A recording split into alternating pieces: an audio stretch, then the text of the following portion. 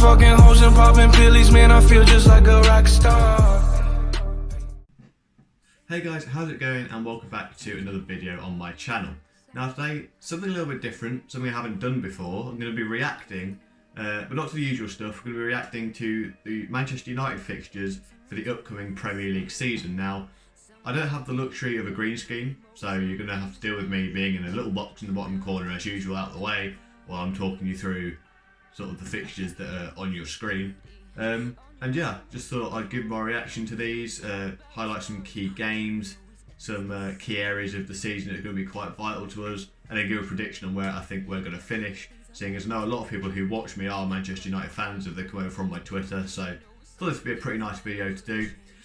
So if you do see me looking in front of me, because I'm looking at it on the screen, and yeah.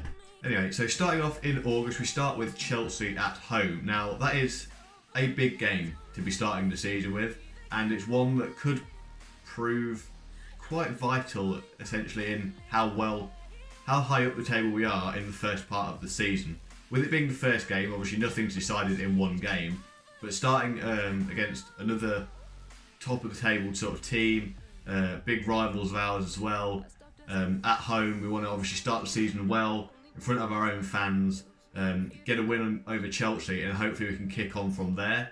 I don't think it'll be easy. I don't know what will be going on with Chelsea's manager situation by the time that fixture comes around, but it's going to be a big game. The only game bigger than that really would have been Liverpool or Man City to start the season, especially being at home as well. So that is a big key fixture to be looking out for.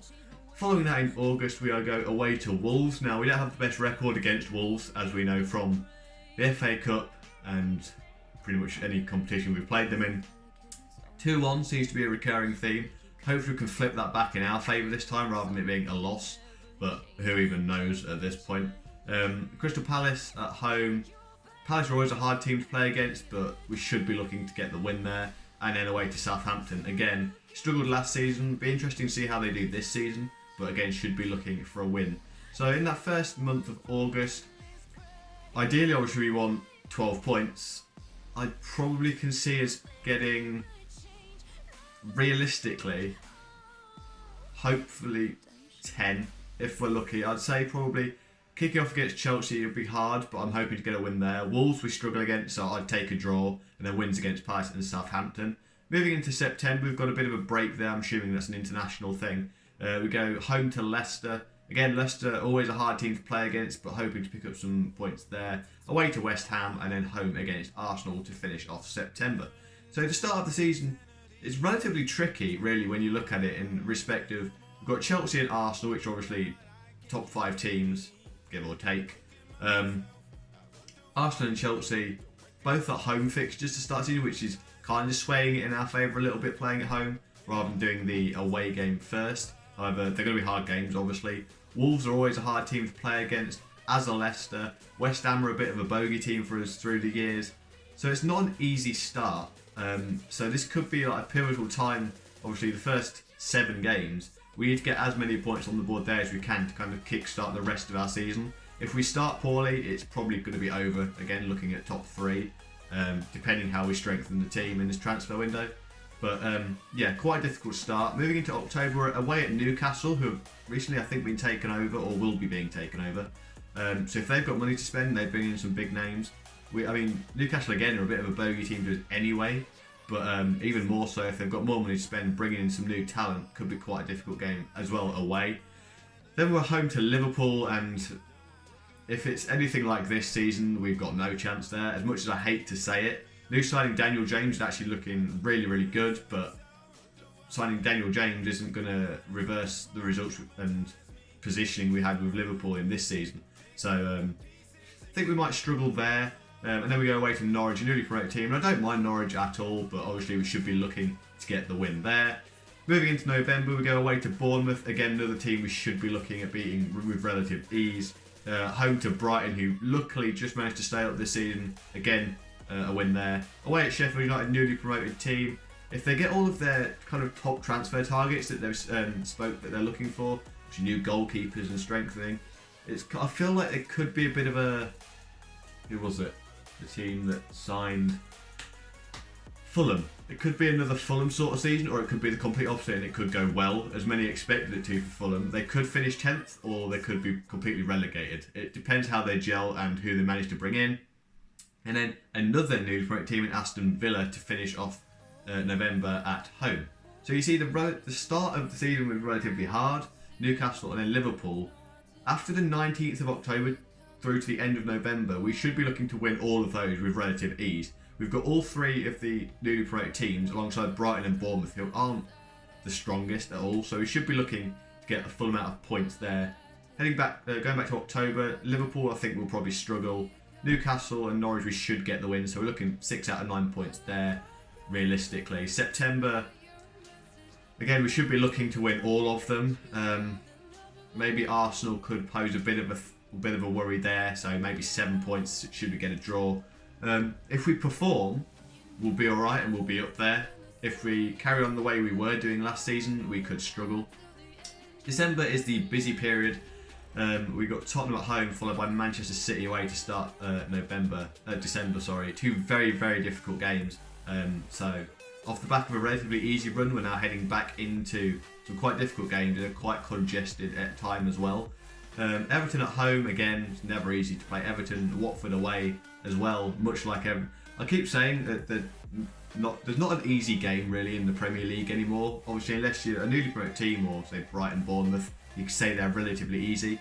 But anyone within the top 12, you know it could go either way with the way that the Premier League's gone recently. Everton have been on a bit of a good run. Watford did bits last season and got to the final of the Cup. We were then playing Newcastle again at home. Newcastle have always been a bogey team of ours. Burnley we seem to never be able to score against for some apparent reason. It's like 0-0 or we scrape a lucky 1-0 away there as well. So in the first half of the season, we should be looking relatively strong. There's 2 or 3 games in there we may struggle. 1 or 2 may pose quite a serious threat. But if we perform how I know we could and we make the decent signings, we've got a good chance of being up there. Come the turn of the year, we can hopefully be holding a top 3, top 4 spot. Moving into January, we're starting again another month with a big game away at Arsenal this time. So depending how the first fixture goes in September, if we're turning the tables or whatever's happening there, Norwich again at home should be a win. Liverpool away will be a very difficult game, and Burnley at home. You've got 6 pretty much guaranteed points there. Hopefully a win against Arsenal as well. Liverpool again, the only real serious threat of them 4, but Arsenal can always spring a surprise as we know. Moving into February, we start with Wolves at home and then Chelsea away, Watford at home. February is an awful month for us, as is March. The sort of February-March of 2020 is going to be really, really crucial for our season. Going into the new year, off the back of playing Arsenal and Liverpool, we bang Wolves at home, who we struggle against, Chelsea away, Watford at home, been playing well, Everton away, been playing well, City at home, it's the Manchester derby, Tottenham away, who knows if they'll be in that stage of bottling it again or will they be performing at that time of the year. Then kind of soften the blow a little bit towards the end of the season. We've got Sheffield United at home. January, February, end of January into February into March. Those 3 months are going to be really, really crucial for our season, I believe. If we manage to get into the turn of the year in the top 3-4 position, we're going to have to try and win the majority of these games to cement that. Obviously, we're going to need to at least get a draw with Liverpool and Arsenal. Again with Chelsea, we need to then be beating Everton, Watford and Wolves, which are not easy games at all. City we could do with beating. Tottenham, they're probably going to be around a similar position to us. We need to beat them on their own turf as well. And as I said, Sheffield United, we should get the win. Into the final 2 months now. April, we've got Brighton away, Bournemouth at home, Villa away, Southampton at home. Should be a relatively straightforward month in April. Should be 4 wins, relatively easy there. The only one really, maybe Southampton could pose a bit of a threat, but we are at home. So it should be a relatively easy month of April. And in the final month of May, we finish with Palace away, West Ham at home, and Leicester away. So all in all, we kind of go in patches. We kind of start strong. We've got some relatively easier games. We go into congested December, ease off a little bit.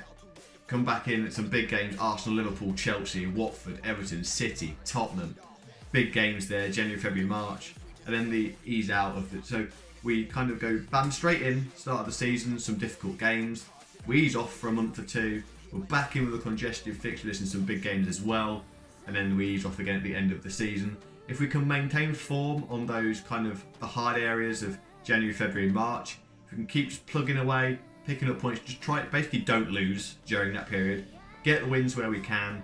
If we have to settle for a draw, we will, but just don't lose. Keep racking up the points. Hopefully we'll stay in the top 3 or 4 of the table. Come the end of the season, April, May, we've got a relatively easy run in. Provided we stay injury free, we can obviously pick up some points there, hopefully pick up some places towards the end of the season, and hopefully be back in the top 3. Wouldn't be ideal, who knows what's going to happen. That's my take on the fixtures. In terms of where we're going to be finishing, as I said, I'd like to predict a top 3 finish. If we perform how I know we can, Ollie's had time in the transfer window, make some decent signings, get some kind of gelling, gets rid of the dead woods, which is not going to happen, let's be honest, we don't really know. If we've got a very similar team to last season, we're struggling again, 5th, 6th at most. If we make the signings, we change the tactics a bit, and we manage to pick up some points in that January, February, March area, I'm hoping for a top 3. So I'll very cautiously go out on a whim and say we're going to be finishing 3rd this season. I think that would be fairly realistic for us, and then we can obviously build on that further for next season. Let me know in the comments down below if you think I've kind of disregarded some games you think are quite important. Let me know where you think we're going to finish in the table, and also in terms of transfers and tactics, what you think we need to change in order to achieve a top 3 finish. If you have enjoyed this video, please do leave a like, subscribe if you haven't already, and I'll see you guys in a future video.